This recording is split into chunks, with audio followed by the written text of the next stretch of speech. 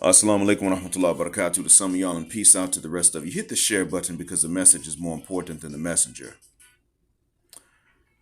I've been asked to really cover this issue about Roe Bashe, RHO report, who got hit in the head with a brick.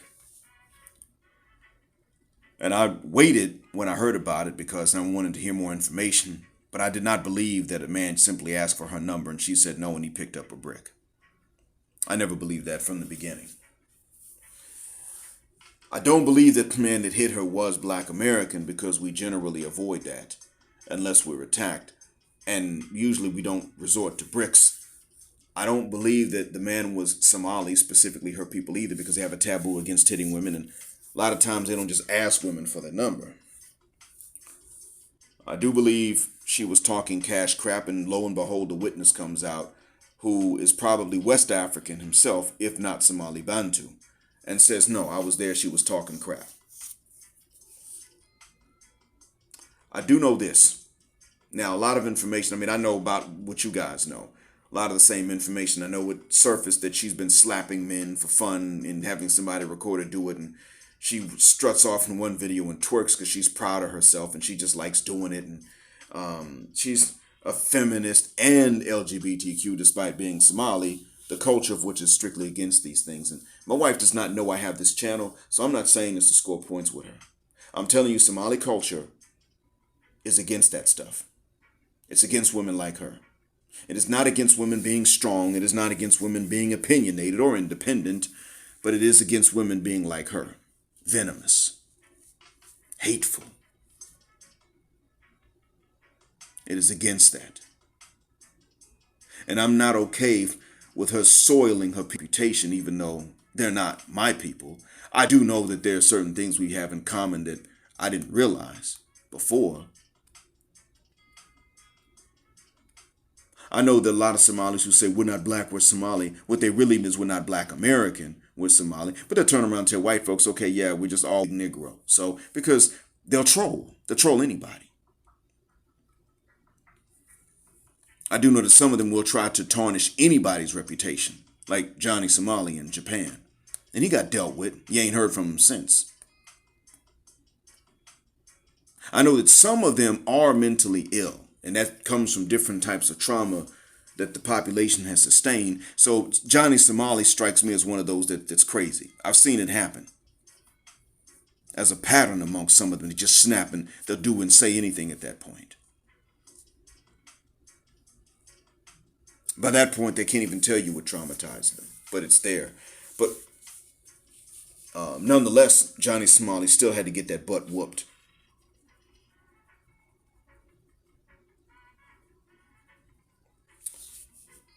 But that's another story. This woman is not as far gone as Johnny Somali. Mentally speaking. But she's far gone behaviorally speaking. She's completely gone against her people's culture. One thing that did surprise me to find out was that her people know who she is. Most folks like her fly under their people's radar. In her case, her people in her city know who she is. And I assume that that's why she can't hang out with them that much. And therefore, they probably did not rush to condemn her because they had dismissed her a long time ago and weren't keeping track of what the F she did. But she doesn't reflect on the community. It's not that. I'm still going to go in on her for saying black men don't protect because she knew that, let me just go ahead and say it, that bitch knew that people were going to assume she meant Black American men. I think she actually meant black men in general, but she was perfectly okay with Black American men being assumed in this case. Though she doesn't like her own men, her own nationality of men, West African men, Caribbean men, Black American, Black Brazilian. I don't think she likes men in general. The videos show that.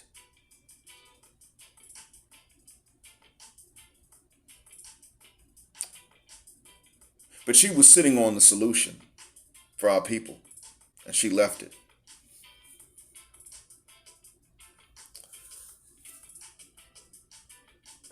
Here's the thing that I do want to point out to you that you may not have realized before. Two things, actually. Number one, first thing to point out to you is that No, three things. Number one, first thing to point out to you was that that's hatred that motivates her. And I know hatred because I was the one that had to deal with hatred before many of us did. 30 years ago, I was one of the few that was hated more. Not by all sisters, but I mean, by the time you got to the really nice looking sisters that had options, there was hatred there. A low boiling contempt to a hatred. Now, when they realized that I knew what was going on, then it would turn into a hatred.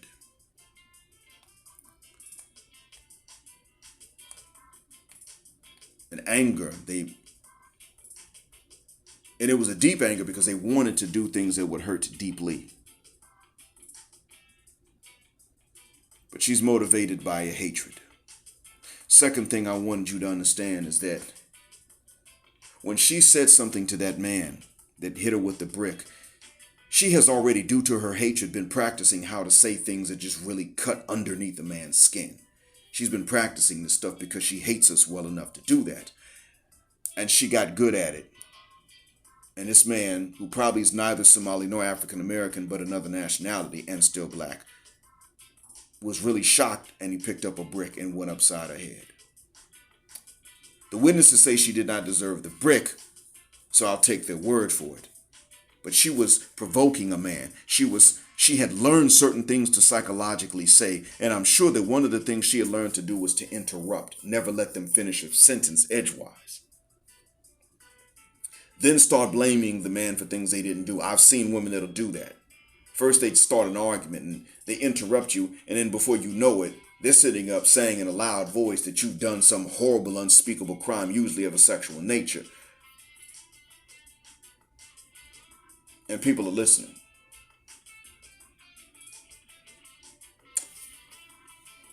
I bet that that's what happened in this case. Whatever, and if she wasn't even going that far, she was still saying things that were specifically designed to maximize anger in a man, and she got the result.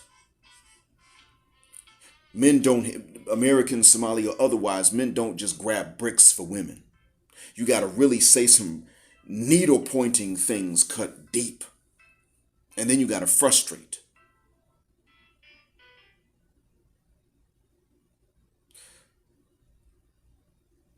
I'm not capable of sympathy for her. I'm just not.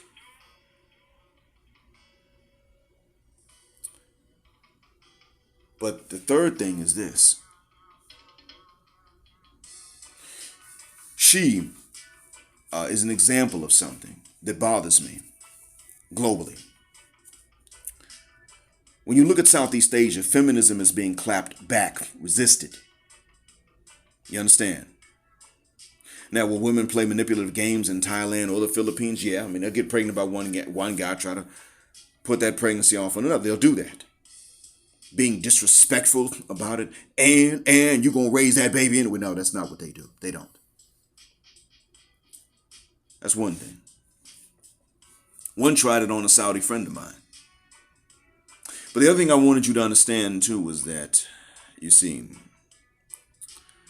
when you look at Africa, feminism, from what I know so far, feminism is either just not meeting with any progress or it's meeting with progress. Africa's diverse. The reactions to it are going to be diverse. Africa, generally speaking, with a few exceptions, has resisted the USB HD TV. You get the idea. Got it? It's resisted that. And I commend the continent as a whole for that. But by the same token, I also want to point this out, that you don't hear about feminism actually being reversed or being challenged or being diminutized and insulted and clapped back on the continent. That you don't.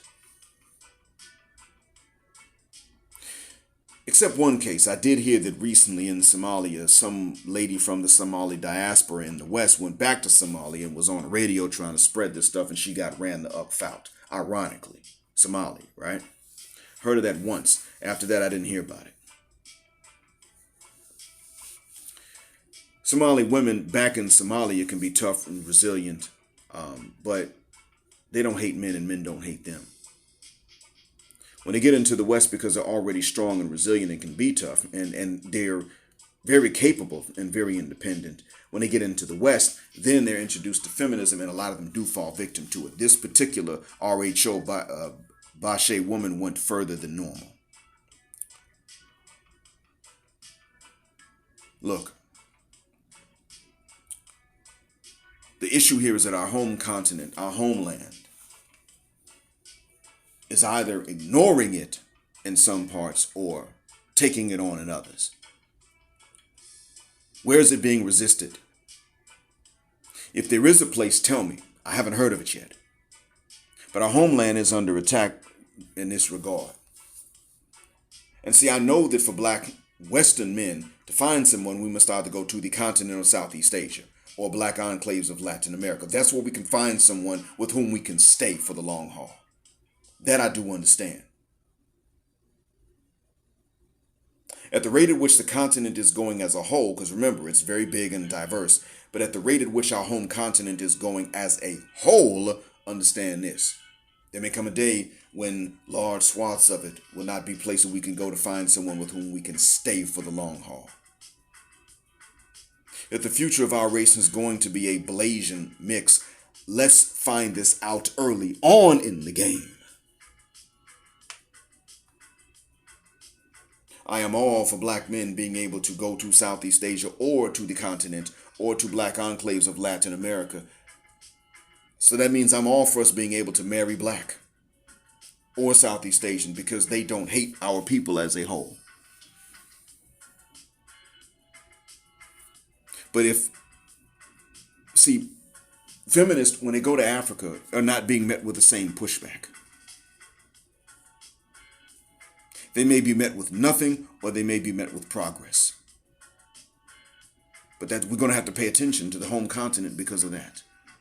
And we're going to have to start getting more feedback on different parts of the continent. Because, right now, as it stands, Kampala has a reputation, a bad one.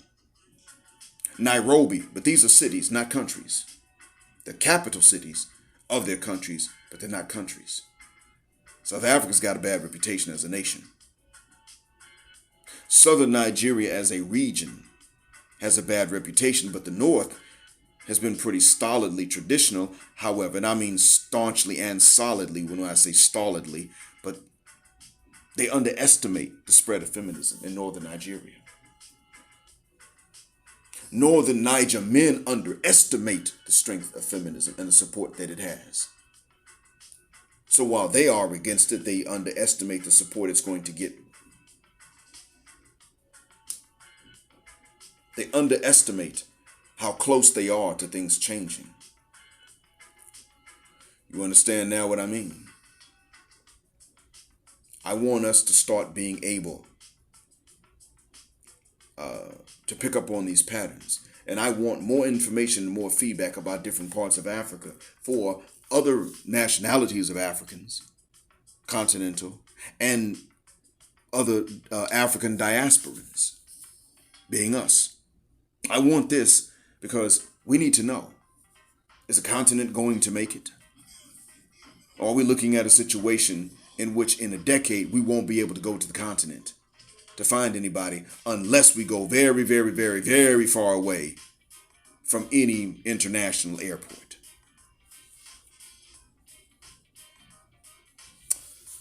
Let's keep that in mind, gentlemen. What's really alarming about this is that. See, what's alarming about this is that actually we're being distracted. She lives in the United States. She's probably grown up there.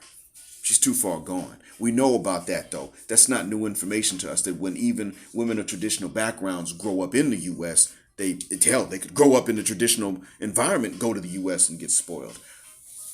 But what's happening back home is noteworthy. And we're being distracted from that in this case. Let's not let that happen.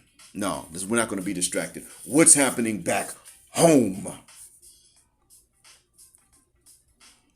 Because we do know that in Southeast Asia, when they tried that, they met a clap back. The women of Thailand and the Philippines clap back skillfully and in English which is a second language for Thai. You understand? What happens when they go to Africa and they start spreading this stuff? Maybe the women ignore it, but do they clap back? No, no, not so much. Because they can go to the continent, hey sis, and because we are the same genetically and therefore we look the same, they're not being met with all sorts of vitriol. They're being taken in as sisters. And I want to say this to the continent, and then I'm gone. One, I commend the French-speaking nations that are telling France, giving France the middle finger and telling them to fit the guck on. Hats off to you. Secondly, I want to say to the continent, Francophone, Lusophone, and Anglophone, I want to say that when we brothers from the Anglophone Americas go back home, we are really trying to go back home in general. We may not know what to expect, we may, but we are generally speaking trying to go back home. We see you, and we're capable of seeing the good and the bad in you objectively, but those of us that do go back home are not the ones that are sitting in the States rejecting you. That's the first thing. But that a lot of the sisters going from not even just the United States, but a lot of the Western diasporan women going even from the islands and Canada and the States and the UK home to the continent are not ready to accept that which has worked for thousands of years. Not just that which is wrong. Okay, if they want to complain about the corruption and the bribery where they find it, because that's not going to be everywhere anyway. Okay, those are legitimate gripes as long as they're not making them up and misattributing them to the wrong places in which they're not actually found. That's legitimate. No, shuck that fit. Bribery's got to go. That's anywhere. Not just our continent. Anywhere you find it, it's got to go. It'll hold the place back. But let's deal with more than that. What I'm saying is that then when things have actually worked for thousands of years, they're not willing to accept that. They do want to go over there and usurp your male authority, gentlemen. And ladies, they want to have you strong, independent, but also alone and bitter. That's what they're looking for. We are not the same when we go back home to the continent. Not at all.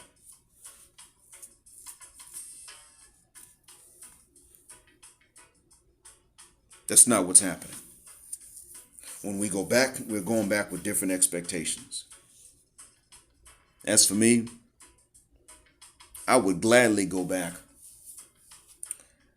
if I had enough to start a business there, depending on which part.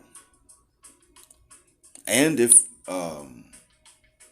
Portuguese were an easy language for me to learn, even though I learned Spanish a while back. I found Lusophone people were not that anxious to give me advice on how to cross that build that bridge across that gap. I understand that. The other thing too is that Hajj opened my eyes up last summer. A lot of brothers did not trust me, especially the ones that did not speak English. And on one hand, I was glad to see that black folks had lost this blind trust of everybody else. On the other hand, it was a wake-up call to me. But just keep that in mind, Africa. When diasporan men go back home, they do mean to go back home. When diasporan women go back, they're not ready to actually deal with things that aren't corrupt and that have worked. They want to be queen, goddess, mother of the earth. We're not the same. I hope this helps. Thank you for listening. As always, black heart, black mind, blackout, assalamu alaikum, black heterosexual, non-select male power just because RHO doesn't like it, and black patriarchy that she doesn't like until extinction of Judgment Day. Thank you again for flying with me on Jet Black Airways, where Jet Black is also a verb. And before I fully sign out, let me give thanks, because I almost forgot. Let me give thanks to the last 4 donors. They are as follows: Nana SK, Cornelius B, Sir Anthony, and S. Jock. As always, thank you from the bottom of my black heart and from the depths of my black mind. Thank you again for flying with us on Jet Black Airways, where Jet Black is also a verb, as I just said. And keep jetting black with us until the wings and the wheels fall off this mother cuss word, gender justice, forever.